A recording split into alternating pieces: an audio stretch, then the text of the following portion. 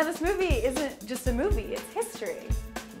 So did you know anything about it going into it? No, I did not know anything about the Chicano Wars. And that's kind of the incredible thing, is so Yeah. many people don't really know about it. Yeah. Yeah, it was a great curiosity. That's such an important moment in recent Mexican history has been kind of swept under the rug. And I only found that out as I began to ask, fellow Mexican Americans and Mexicans out of Mexico, and then they go, no, not really, Oh, wow, that's pretty astounding. Yeah, and I think this will be a great movie for people to see. Well, now, it opened in Mexico last weekend. It broke all records. So obviously there was the marketing campaign to let people know this is a story that nobody wanted you to know about. And the promotion that was done for it was enhanced. There was enough knowledge, I guess, about it that the kind of people went, oh yeah, I've heard my grandfather mention it once or whatever to people, and knowing the people that are in the film, the cast, and then the promotion that was done, a lot of people wanted, they were very, very curious about it. Right, and because it wasn't very long ago, it was in the 20s, yeah, so the it's 20s, people's grandparents and stuff like that. Yeah, exactly. And your character was a real person, and he was a historical an character. atheist. What do you think kind of was that transition that he brought upon faith? Well, it's hard to say. You cannot.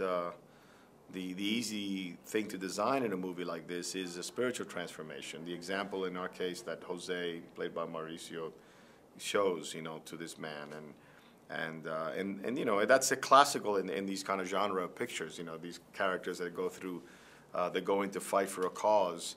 For belief in the cause, but not necessarily having other connection to it, and then slowly get transformed,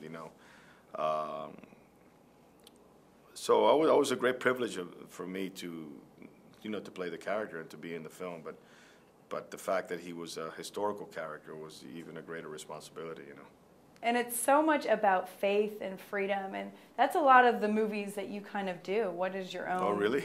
Well, I'm not sure about that. What is your own thought about it? I don't know about that.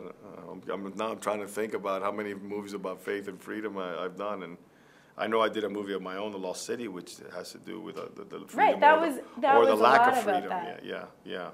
Well, the parallels of what's happened in Cuba is very similar to what this movie's about. Is the taking away of your basic human rights. In this case, of religious rights. But where would it have stopped? How much control would the government have exceeded over? Was the next the press? Freedom of speech. I mean, where would that scenario have stopped if, in fact, people didn't rise up and stop it? Mm-hmm. What else do you hope people get from this film? Well, you want the movies to have resonance, that people think about it and be moved by them, and talk to their friends and say, you got to go see this movie. How they relate to it or what message is in there doesn't really concern me. I'm not making the movie for a message. I'm just trying to make a great film. And a memorable film. In this case, obviously, we all rallying behind the conceit of absolute freedom. If there's a message, there is that. That's an essential part of of mankind to have. And great. Well, I love this one. I love the statements of faith and everything. So thank you. Thanks so much.